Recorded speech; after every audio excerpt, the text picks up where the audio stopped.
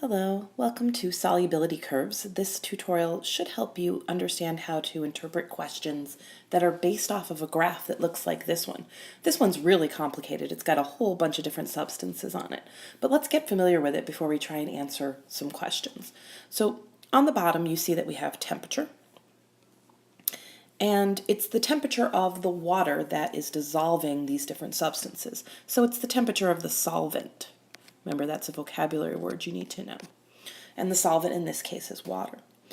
And the reason that the temperature goes from 0 to 100 isn't just because those are nice, neat looking numbers. It's because water is only a liquid between 0 degrees Celsius and 100 degrees Celsius. So it wouldn't make sense to try and dissolve things in solid ice or to try and dissolve something in water gas, although both things are technically possible.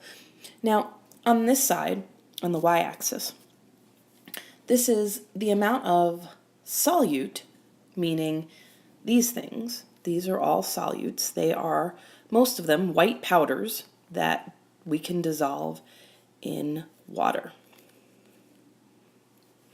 And each of those different solutes can dissolve different amounts at different temperatures. So what's being measured on the y-axis is the grams of solute that can dissolve in 100 grams of water. And I've mentioned this before, but I'll mention it again. Because water has a density of 1, if you have 100 grams of water, you also have 100 milliliters of water. So that's an important thing to keep in mind. So sometimes you'll see solute per 100 grams of water, sometimes you'll see solute per 100 milliliters of water, sometimes they'll call it per centimeters cubed of water. It's all the same thing as long as you're talking about water.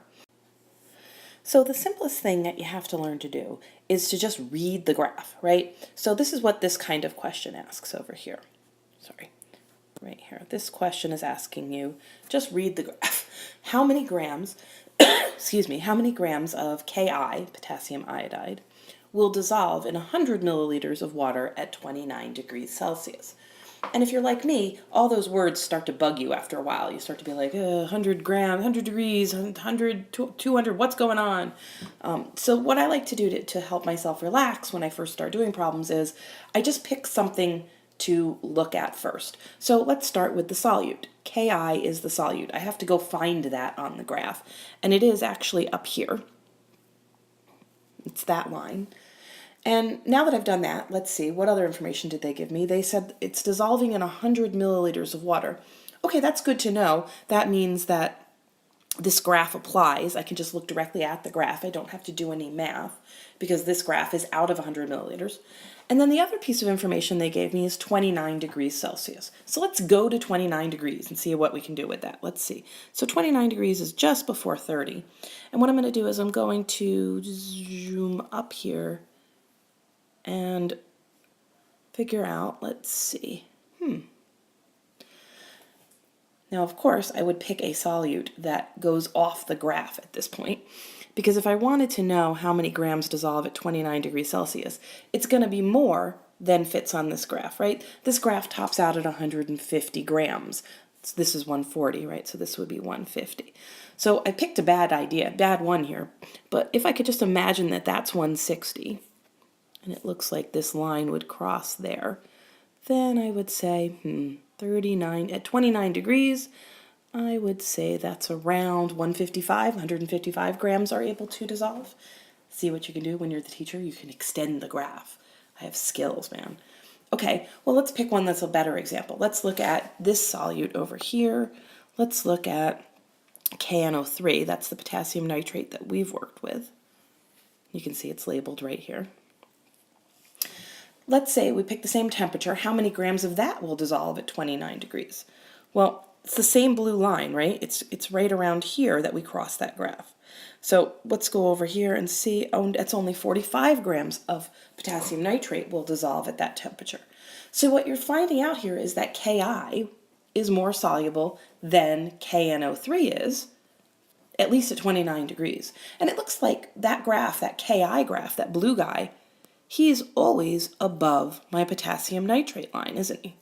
My potassium nitrate line is always below him, so that must mean at all temperatures, potassium nitrate, this one, is always less soluble than potassium iodide. So this is the just simple plain reading the graph thing. So let's practice that on the next page. Okay, you go ahead and try this one. How many grams of NaNO3 will dissolve in 100 milliliters of water at 50 degrees Celsius? Pause the tutorial, see if you can figure it out, and then I'll do it with you. Okay, so first thing is you got to find the solute that we're talking about. I'm going to outline it in blue, and it's right there. That's NaNO3. And the next thing is to find 50 degrees, and I'm going to do that in just plain old black. So here's 50 degrees. I'm going to follow the 50-degree line straight up as best I can. And I can see that I cross that line at what looks like right in the middle between 110 and 120, so I'm going to call that 115 grams. Let's try another one. Okay, how many grams of KCl will dissolve in 100 milliliters of water at 35 degrees Celsius? Go ahead and pause and see if you can do it. Okay, so this time I will outline my solute line with green. Everything's very crowded on here, so it can be hard to get the right line. There's my KCl. And let's take a black line and go to 35. So here's 35 degrees between 30 and 40. So there I am, I'm right here. So it looks to me like, I don't know, maybe 35 grams? Maybe a little more? Okay, let's try another one. Okay, so try this one. This is reversing it. So instead of finding the temperature first, you're going to actually find the grams first. So you're going to start from the y-axis and move to the x-axis. Go ahead and try it and then come back and see how I do it.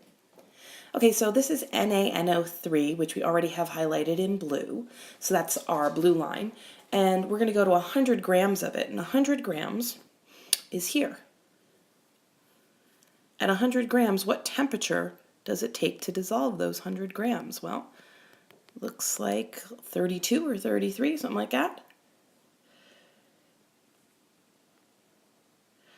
32 degrees Celsius. So you can see that that makes sense, right? From the way that we're working with the graph. It's just 2 points that intersect each other, one x point, one y point, and that's how you make the graph, right? So each one of these lines represents the changing solubility of the substance with temperature. And here's something interesting to think about. I'm going to clear the graph of all of my lines, and I want you to look at it and notice something. Okay, here's the graph all cleaned up. I want you to notice some of these lines don't go up, they go down. I'll highlight them for you in green. This line goes down, this line goes down, and this line goes down. They go against the grain, don't they? Every other line that we've seen seems to go up with temperature. And that should make sense to you. You know instinctively, probably from years and years of experience, that hot water dissolves things better than cold water does. And that's true if you're dissolving a solid. It's not true if you're dissolving a gas. Those three substances are actually all in the gas state. And because of that, they don't tend to stay dissolved very well when the water gets hot. Why is that? Well, it's because water particles, when they get hot, they spread further apart. And the further apart they are, let's say that this is cool water and this is hot water. If the particles of my water get further apart, well now, when I put a solute in there, which solute is going to have an easier time of escaping? This one is, right? These particles have lots of space between those hot water particles that they can sort of squeeze between and wiggle their way out as bubbles, which is what gases do. Gases bubble out of solution the first chance you give them. All you need to do to get the carbon dioxide that's dissolved in your soda out of it is give it a little shake and it'll come spraying right out. Take it out of the refrigerator for a while and warming it up, just that will allow some of those bubbles that wouldn't otherwise escape to get to the top of the bottle so that as soon as you open it, you get a big sigh of bubbles, right? So keep this in mind when you're looking at a solubility graph. You can always tell what substances are gases because they go the wrong way. They start to become less and less soluble as the temperature increases. gases hardly dissolve at all in boiling water. Okay, so that's the basics of solubility curves. There are some twists that you can get asked about solubility curves that involve setting up a proportion. So let's do that next. But we should probably do it in the next tutorial, I'm realizing, because I just went back and looked at the previous slide and that one was 5 minutes, this one's 5 minutes. So let's end this one here. And in the next tutorial, I'll show you how to do problems like this that are not done with 100 milliliters of water. See you there.